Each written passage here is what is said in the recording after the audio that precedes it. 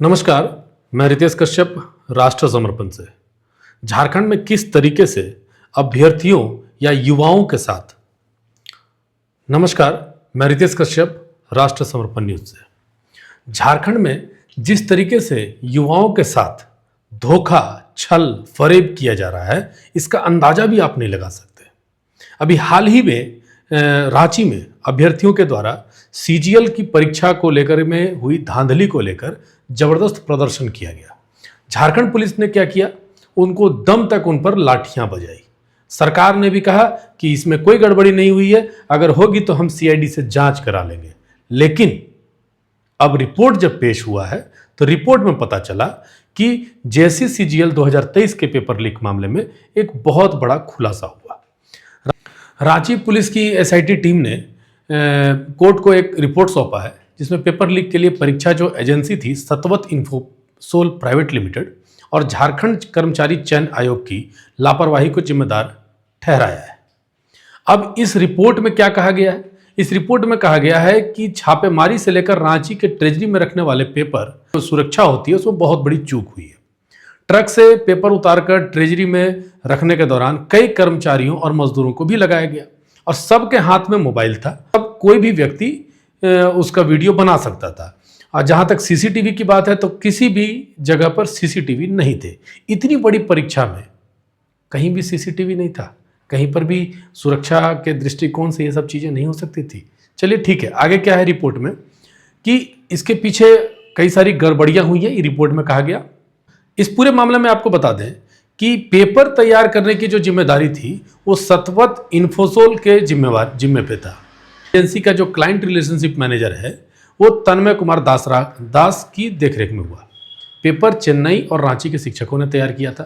पंच परगनिया भाषा का पेपर रांची के विमेंस कॉलेज के सहायक प्रोफेसर सविता कुमारी मुंडा ने किया और उसमें उनके पति, जिनका नाम है एंथोनी मुंडा, उन्होंने सहयोग किया।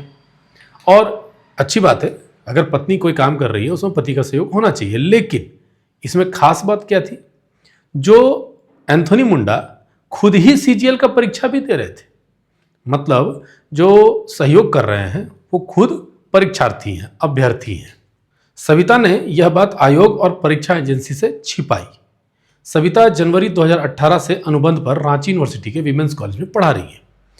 28 जनवरी को पश्चिमी सिंहभूम के लुपुंगुटू स्थित संत जेवियर स्कूल में एंथोनी ने परीक्षा दी थी। लेकिन पेपर लीक होने के बाद परीक्षा ही रद्द कर दी गई। नागपुरी भाषा का पेपर कौन सेट किया? तो उसमें क्या है कि खूंटी के जो बिरसा कॉलेज के अनुबंध पर ही कार्यरत सहायक प्रोफेसर अंजुलता कुमार ने किया था। उन्होंने एसआईटी को बताया कि तन्मय ने नवंबर 2023 में सीजीएल परीक्षा के 3 सेट में नागपुरी के 100 प्रश्न तैयार करने को कहा था। इसके लिए उनको कोई लेटर नहीं जारी हुआ कि आपको ये प्रश्न पत्र तैयार करना है। और जब प्रश्न पत्र तैयार करना था उसके लिए जो सिलेबस चाहिए था वो सिलेबस भी जो एक आधिकारिक तरीके से ऑन पेपर ऑन रिकॉर्ड दिया जाता है वो भी नहीं दिया गया। मोबाइल पर व्हाट्सएप पर सिलेबस भेज दिया गया। इसके बाद क्या होता है, अंजुलता जी ने 1 माह के बाद पेपर तैयार करके लिफाफे में तन्मय को दे दिया। उस पर न तो कोई सील था न ही कोई हस्ताक्षर था। कुछ दिन के बाद पेपर को फिर से भेजा गया कि भैया इसमें कुछ सुधार है, सुधार करके ला दो। इसमें सुधार कर दिया गया, इतनी जानकारी है। लेकिन 28 जनवरी को जो पेपर आया उसमें ये इसी प्रश्न पत्र में से कई सारे प्रश्न पूछे हुए थे। सविता के मुताबिक यह है कि पीएचडी करने के दौरान तन्मय से उसकी पहली बार मुलाकात हुई थी। सितंबर 2022 में तन्मय ने फ़ोन करके 1 माह में 3 सेट में पेपर तैयार करने को कहा था। सिलेबस व्हाट्सएप पर भेजा गया। उन्होंने इसमें अपने पति की मदद ली। पेपर पति के लैपटॉप पे ही तैयार हुआ और इसका प्रिंट आउट तन्मय को दे दिया, जबकि ओरिजिनल कॉपी भी लैपटॉप में ही था। जब सैया भये कोतवाल तो अब डर काहेगा, कहावत आपने सुनी होगी। 1 माह के बाद तन्मय ने फिर 3 सेट में पेपर तैयार करने को कहा। पेपर तैयार होने पर एंथोनी लैपटॉप लेकर ही बस स्टैंड पहुंच जाता है, जहां तन्मय पेन ड्राइव में वो पेपर कॉपी कर लेता है। लेकिन उस वक्त भी वो जो डेटा है, वो जो क्वेश्चन पेपर है, वो उसी लैपटॉप में छोड़ दिया जाता है। पेपर सेट करने के लिए कोई लिखित एग्रीमेंट भी नहीं हुआ, बस फोन पर बात हुई थी। ये जानकारी सविता ने दी है एसआईटी को। पुलिस ने सतवत इन्फोसेल के नेटवर्क कोऑर्डिनेटर ए अरविंद से पेपर छपाई के दौरान जब छपाई होती है तो सरकारी पेपर की छपाई के लिए सीसीटीवी फुटेज वगैरह बड़े सुरक्षा में वो छपाई होती है। तो जब छपाई हो रही थी तो उसका सीसीटीवी फुटेज मांगा गया। तो उनका कहना था कि भाई 15 दिन का ही स्टोरेज होता है और उसके बाद वो डेटा डिलीट हो जाता है। मतलब लापरवाही की जो पराकाष्ठा है वो भी पार कर गई। छपाई के दिन, छपाई इंपॉर्टेंट काम है, छपाई के दिन सीसीटीवी फुटेज को स्टोर करके कोई भी अधिकारी रखना चाहिए, किसी को भी रखना चाहिए कि भाई ये इंपॉर्टेंट रोल है। लेकिन यहाँ पर भी वो डिलीट कर दिया जाता है, वो या डिलीट नहीं किया जाता है, उसको छोड़ दिया जाता है, तो 15 दिन बाद ऑटोमेटिकली डिलीट हो जाता है। ये लापरवाही तो आपको दिखाई दे ही रही होगी। इसका मतलब ये था कि अब सीसीटीवी फुटेज भी नहीं है। इसके बाद पुलिस ने कंपनी की सीईओ सुनिधि रमेशन से परीक्षा संचालन को लेकर तैयार एसओपी मांगी तो बताया गया कि ऐसा तो कुछ तय ही नहीं हुआ था। मतलब कंप्लीटली झोल है। फिर इसी पुलिस की रिपोर्ट में कहा गया है कि प्रश्न पत्रों की टाइपिंग, छपाई, पैकेजिंग, भंडारण की जगह सीसीटीवी की निगरानी में होनी चाहिए थी, जो नहीं किया गया। ऐसे में कंपनी के अधिकारियों के खिलाफ साक्ष्य नष्ट करने का आपराधिक मुकदमा दर्ज करना चाहिए। अब हम आपको ये बताने जा रहे हैं कि किन मामलों को नजरअंदाज करने के कारण पेपर लीक पर सवाल उठ रहा है। एसआईटी 14 फरवरी को चेन्नई के पेरुगुंडी के राजीव नगर स्थित सतवत इन्फोसेल के प्रिंटिंग प्रेस पहुंचती है। निरीक्षण किया गया। निरीक्षण में पाया गया कि प्रिंटिंग वाले कमरे के दरवाजे में एक छेद है। वो छेद इतना बड़ा था कि जहां से आसानी से कोई भी पेपर बाहर फेंका जा सकता था। पेपर तैयार करने की जिम्मेदारी एजेंसी के अधिकारी मधुमती और कुलंदई यीशु पर थे। इनके नेतृत्व में 20 लोगों ने पेपर की छपाई की। प्रिंटिंग प्रेस जाने से पहले उनका मोबाइल जमा करा लिया जाता था, लेकिन मशीन की खराबी ठीक करने के लिए एक कारीगर 3 दिन मोबाइल लेकर अंदर गया। कहा जा रहा है कि वो मशीन की तस्वीर खींच रहा था, लेकिन अंदर किस चीज की तस्वीर खींची गई ये कौन जानता है। 3 लिफाफे में जेएसएससी को 3 सेट दिए गए थे। उसमें एक सेट का चयन कर जेएसएससी ने तन्मय को दिया था। तब भी जेएसएससी ने विशेष सतर्कता नहीं बरती थी। प्रिंटिंग प्रेस के मेंटेनेंस मैकेनिक आर प्रवीण ने बताया कि कई बार छपे पेपर को मैनुअली हैंडल किया गया। वहीं एक कर्मचारी राजेश कई बार छपाई की जगह पर जाता था, मोबाइल से मशीन आदि की फोटो लेता था। ये बात बताई गई है। 11 कंटेनर से पेपर और 3 कंटेनर से ओएमआर शीट रांची भेजा गया। एजेंसी के कर्मचारी साथ में थे। अब रही बात कंटेनर की सुरक्षा की, तो उसकी भी कोई व्यवस्था नहीं की गई थी। रांची पहुंचने पर पेपर और ओएमआर शीट जेएसएससी के ट्रेजरी अफसर की मौजूदगी में रांची ट्रेजरी में रखा गया। बाहर तो वीडियोग्राफी होती रही, लेकिन अंदर वीडियोग्राफी नहीं हुई, ना उसकी कोई व्यवस्था थी। जबकि वहीं पर जो मौजूद कर्मचारी थे और मजदूर थे, उनके पास मोबाइल थे। ये बात रिपोर्ट में बताया गया। आपको ये भी बता दें कि एसआईटी की जांच में पता चला है कि यूपी के झांसी में जेल में बंद मोनू गुर्जर, अलवर के बलराम गुर्जर और नोएडा के सुमित सिंह ने पेपर लीक कराया था। ये रिपोर्ट में कहा गया है। मोनू गुर्जर का दोस्त, जो बिहार का निवासी है, नालंदा का निवासी है, संजीव कुमार नाम है।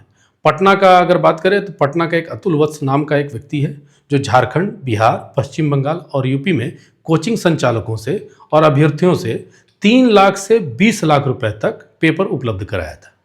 ये जो सेटिंग हुई है, 28 जनवरी को होने वाली जो परीक्षा का पेपर है, वो 26 जनवरी को ही अभ्यर्थियों को मिल गया था। छानबीन के दौरान यह भी पता चला कि 18 अप्रैल को यूपी का स्पेशल टास्क फोर्स की मेरठ इकाई की ओर से रांची एसएसपी को ईमेल भेजा गया। इसमें कहा गया कि मेरठ के काकरखेड़ा में रहने वाला रवि अत्री, जिसका गिरोह पेपर लीक मामले में शामिल है, ये बात जानकारी दे दी गई थी।